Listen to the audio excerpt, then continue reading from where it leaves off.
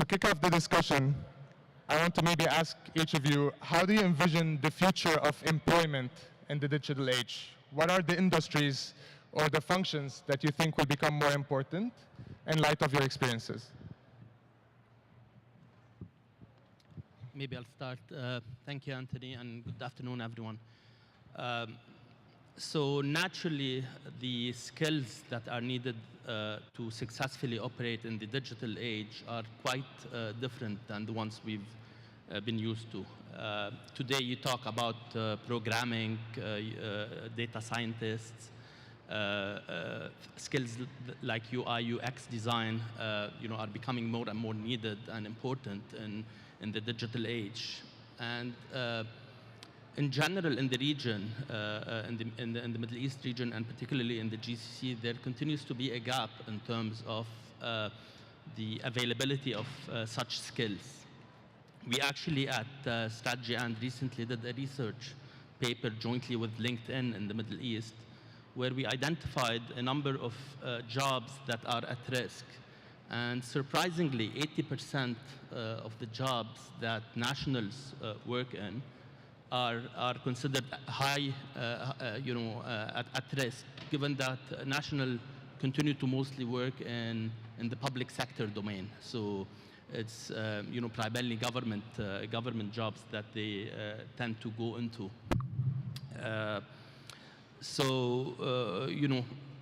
Over the next period, over the next years, it's extremely important, and governments recognize this, to invest further in creating the right skills and training their people in skills that are important in the digital age.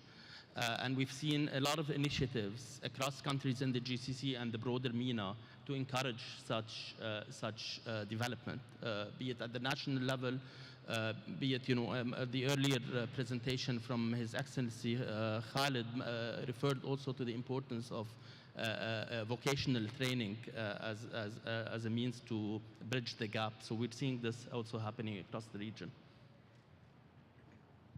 Thank you for having me as well. I can talk a little bit about some of the roles that we have in Boston, but really overall, you need an effective team. You need multiple perspectives coming to the table that are thinking about challenges that your city is facing, that your town is facing, challenges that the public that you're there to serve is facing, and you need a team that's dedicated to resolving that and finding a good solution. So it's very important to have strategists and communicators on your team, even if it's a digitally focused one. It's very important to have designers and those focused on user experience. And it's very important to have, of course, developers to help create the tool it is that you're working on. But ultimately, it's really about focusing on your end user and the community that you're there to serve.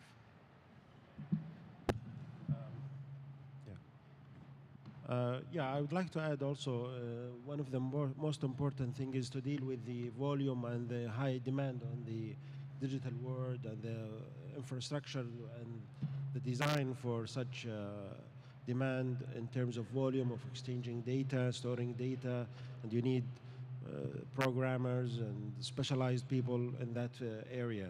So you need to increase the education part, as mentioned earlier, the training for people in that field, and mainly also to customize the regulations to deal with such future demand in a growing digital world. Thank you, Saad. So you touched on a couple of interesting points regarding talent and bringing talent in light of digitization and equipping them. And maybe the next question is, how do we equip this talent? Is it through education? How do we keep this talent in the Middle East region? Maybe Jeanethe, how did you do this in Boston? How did you equip talent in Boston to prepare for the digital age? Well, they got me, and I've only just started. This is my 6th week, actually, in this position, and I'm very fortunate to have walked into an incredibly talented team. And within the first week, I realized that I was surrounded by a bunch of world changers and a bunch of game changers. They start every day wanting to make a difference, and it doesn't matter where they came from or their background, really. They're all extremely well educated, but they come with a passion to the job, and they're all thinking about various parts of Boston that they want to change and make a difference for. And I think it's a matter of keeping that talent, it's keeping the ability and the doors open to affect that change. It's pretty easy to be a bad manager, but it's a little bit more difficult to be a good one. But really all that I think is a part of that is giving your team the resources to make that difference, to run with ideas, to try things, to experiment, and to, you know, some things may fail, but ultimately they're learning along the way. And I see it as my job to stay out of their way and to provide those resources and opportunities to make a difference. And I think that's how you attract talent. So Jad, maybe in your experience, what are the challenges that we're facing in the Middle East, and what are institutions doing to address these challenges today? Sure. So, you know, we naturally work with many clients, be it in the private sector, large companies that are in transformation mode, wanting to adopt or accelerate digitization, as well as clients in the public sector, government clients across the region. And the overall theme is they want to accelerate, they want to leapfrog, you know, development through adopting digital or, you know, agile. One of the key challenges, the one we referred to earlier, skills and human capital in general. So there continues to be a gap, as I mentioned earlier, and this is, you know, being aggressively addressed through training, through development, vocational training, and what have you. Another important gap is the fact that for many companies or in the public domain as well, there continues to be a misconception on what digital is. People still associate it with a certain type of technology. So they continue to perceive digital as if it's you know, an IT-owned function rather than a topic that needs to be elevated and discussed in the boardroom. And we put a lot of effort in working with clients to educate them on the importance of digital transformation and the importance of elevating the topic you know, to the C-level executives rather than keeping it, you know, in a box under IT. Because ultimately the objective of digital transformation is efficiency, it's new business models and innovation. Another challenge that you know, governments are actively working on in the region is the lack of funding at the startup phase, and I know that was discussed earlier in the day. There's a lot of initiatives. Again, the speaker from Bahrain referred to Startup Bahrain. So there's quite a lot of efforts and initiatives being done to address these challenges across the board.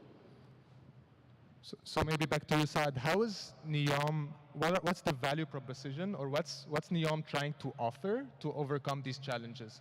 Maybe in terms of funding, in terms of talent, in terms of how does Neom plan, what does it offer to prepare for the digital age, essentially? Okay, to quickly answer this, I would like just to give a brief about Neom, since most of you just saw the video, which is makes my life easier. Neom, basically, we have been working on Neom over a year, and we've been studying what can be built in Neom. Neom is really the most ambitious project of the century, and it was designed to capture the most talent and the most attractive, build the most attractive environment for businesses and talent to locate themselves in Neom. And it was decided that Neom should have 9 main sectors, economic sectors. And one of the main 9 sectors is digital science and technology. So by doing that, we already identified that digital science is very important aspect for the region and for the future global economic activities.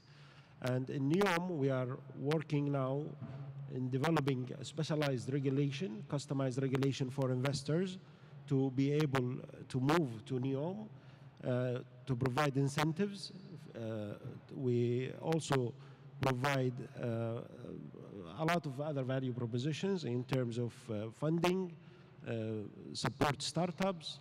So it will be a very attractive environment for major corporations and individuals to locate themselves in Neom, not only from the region, but also from across the world. So we are already identifying this, and as I just mentioned, the digital is one aspect. So later we will explain about Neom in the 6 o'clock session, where we will explain the other 9 sectors. where we'll explain why Neom going to be the most futuristic city that we are working on. Thank you. So Neom is government-led. And maybe from Jeanethe and Jad, in your experiences, what are the roles that the government should lead in order to prepare their countries or their environments for the digitization or the digital age? And what roles should the private sector play? Sure. Well, to start, I think that the private sector is a little bit more nimble in order to provide the research and analyze the opportunity and to assess the data, but I think government also has a large role to play in that as well. The thing about any government entity, particularly in the United States, is that we can't go forward with something if the public doesn't wish it so. There's usually many opportunities for the public to chime in and to express an opinion about what might occur next. So it's the government's role to be sensitive to that and to take those opinions into account. But I think it must work in tandem with the private sector who can provide more resources to the table to be thinking about the various solutions that are at play. In the Middle East as well, we're seeing that governments are playing a catalyst role to accelerate digital and digitization. So naturally, they're playing the role of policymakers and regulators. But as well, they've elevated the topic of digital, similar to the role that Jeanethe holds here in Boston. We're seeing chief digital officers, positions or functions being created across governments and cities in the region, in Dubai, in Abu Dhabi, in Saudi. Recently, there's been a big effort to kind of elevate digital across the kingdom. So governments, have to create the right environment and create the proper and conducive setup for the private sector to participate. In the case of the private sector, Jeanethe mentioned, the nimbleness, the agility. Their role is as well to create the right value propositions, so the right solutions to address gaps in different sectors. And we see a lot of innovation coming up. Again, as I said, the region they're trying to leapfrog. So solutions to address citizens' problems that are specific to the Middle East, to the GCC, be it in healthcare, be it in education and transportation. Solutions that are enabled through digital, created by the private sector and enabled as well by the governments. So we talked a lot about digitization and how should we move to a more digital society. But I guess the question is digitization always better? Or sort of what are the pitfalls that might arise from digitization? Or also what are some other advantages that you see apart from just increased efficiency or more nimble societies? I'll start. So really the way that I've always seen the role of digital is to facilitate communication. And the reason that Boston has my role, the reason that we have a digital team, is to make the work of various city departments reach more members of the Boston community and make the work of those departments more efficient.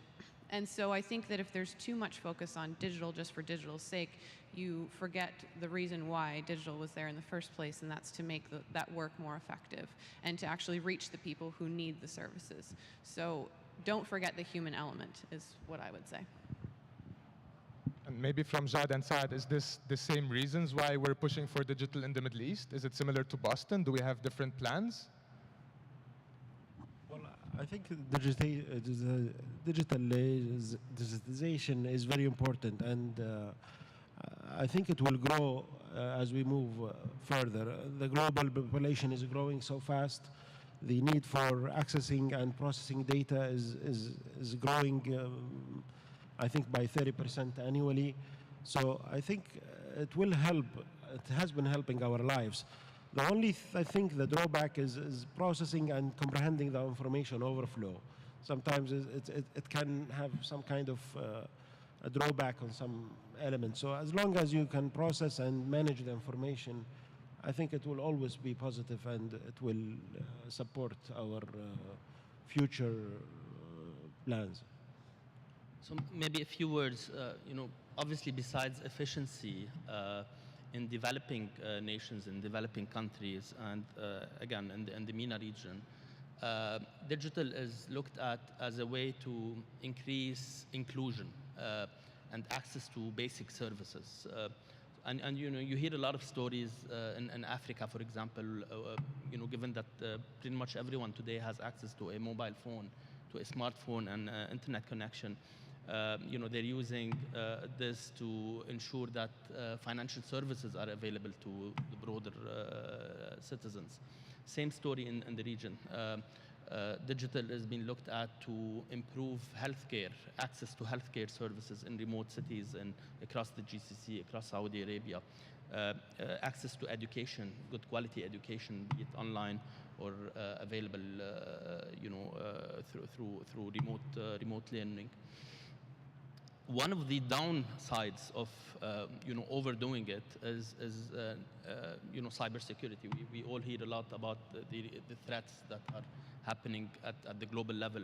Most recently in the Gulf, there's been a couple of serious incidents in Saudi in particular. So it's extremely important that people keep in mind, governments and the private sector keep in mind this element, the element of securing you know, whatever is being digitized and all the solutions that are being created on top of different digital platforms. So, Saad, you touched on a point about, you know, data, and then also Jad about how secure this data is. And I guess a question here is, how can governments leverage this data? Because in a new digital age, you're going to have a wealth of data about your citizens and about pretty much everyone and everything. So how can governments leverage this data to improve the daily life of its citizens? So one example of that is, instead of printing, you know, 300 flyers and posting them around a neighborhood and maybe 49 people see them, you have much better insight into who's using your services and what their needs are, and be more effective at meeting them where they are. So you can more appropriately target messaging and target resources. You can understand who's, you know, maybe unable to access the internet, whether it's an income issue or an age issue, an access issue that way. You have, as you said, much better insight into your constituents, and you can target things appropriately. Maybe another angle to that as well. You know, digital is powerful in a way that it allows you to break the silos across different economic sectors. So historically, we've looked at, you know, again, healthcare, education. I keep mentioning these examples because these are, you know, basic sectors and necessities. We work a lot with smart city developers and operators in the GCC. And one use case that I like to use is when we link data across traffic information with hospital data around beds availability and doctors availability in ER rooms, we're able to provide first responders, ambulances in this case, with an optimal route to actually take the individuals to the nearest hospital that has the right skill set of doctors in the emergency room. So this is an example on, of how powerful open data is and data sharing across economic sectors is. You can create, many solutions that, unless you had this access to this data, you wouldn't have been able to, optimize and create such interesting value proposition or use cases. Do you believe that this will also be beneficial across governments, or how do you perceive digitization affecting the relationship between different governments in different regions, particularly in the Middle East, especially with the increased, the lack of stability in the region? Do you think that digitization will lead to more stability, to less stability? What are the things we should keep in mind as we embark on a digital journey? I'll take this. It's a trick question. Look, in general, in theory, digital provides more transparency, right? It gives people more visibility on what's happening, be it at the government level or even in the private domain. So the hope is, if people have more access and there's more transparency, there will be more collaboration taking place, be it within a certain country or across country borders. Again, you see very interesting cases in North America and Europe where governments put to public use, statistical data, real-time data, and this is basically this shows how confident they are about the type of services and the quality of services they're offering their citizens. So hopefully at a certain point in time we'll see this happening in the region, and this again should in theory help nations and help citizens within countries have a better life. So the attendees here will be the leaders of tomorrow. And my question to each one of you is, what advice would you give to the attendees here as they prepare to lead in the digital world of tomorrow? I would say be authentic to yourself, be authentic to something that you're passionate about. So whether this is, if you're passionate about technology or you're passionate about communications or you're passionate about policymaking, follow that and don't give up on that. I had an interesting personal route into the digital world, but I was passionate about making sure that the message more effectively reached the public, and I was passionate about creating change in the communities that I was working in. And it almost doesn't matter what role you become if that's what you're staying true to. But find something, I'd say, to be passionate about and run with that.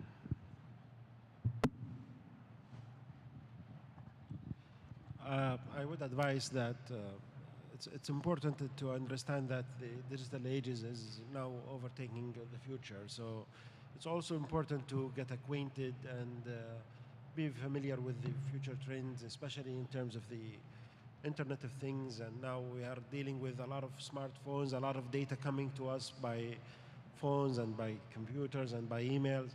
Later, all this data will be exchanged between machines, and all the Internet of Things is going to happen very soon, maybe within the next 10 years. So our life will change significantly. There will be a lot of more like pattern recognition rather than voice recognition. So it's very important to be prepared how to deal with the new trends and the future in digital world. Thank you. Maybe besides what was mentioned, I would say, be open, more open for collaboration. Again, in the era of digital, boundaries are becoming irrelevant, be it geographical boundaries or cultural boundaries. So be more open for collaboration and use digital really to engage across the world. So since since this is the business day, I'd like to hear your thoughts on how AI or machine learning affects certain roles, particularly general management. Do you see AI as a threat to roles such as general management, or do you see this as remaining human-led going forward? Okay, another trick question.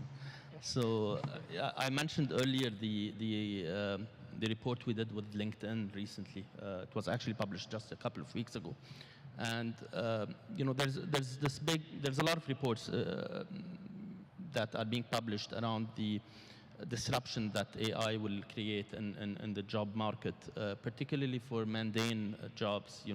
Things like accounting or audit. In manufacturing, obviously, that's been going on for a long time with robotics, but more is expected to be disrupted through AI. I think when it comes to general management, and that's my view, there continues to be the people aspect, right? At the end of the day, be it if you're managing a plant or you're managing a team of developers or what have you, there continues to be, the team aspect, the people aspect, the human aspect that is important. And as long as there is value being created as a team, I would assume there will continue to be a role for for a general management type. Now we might not call it general management; it might evolve into some or morph into something else. But there will be this type of role more or less. So we're unfortunately running out of time. Thank you, Jad, Jeanethe, and Saad for this nice discussion.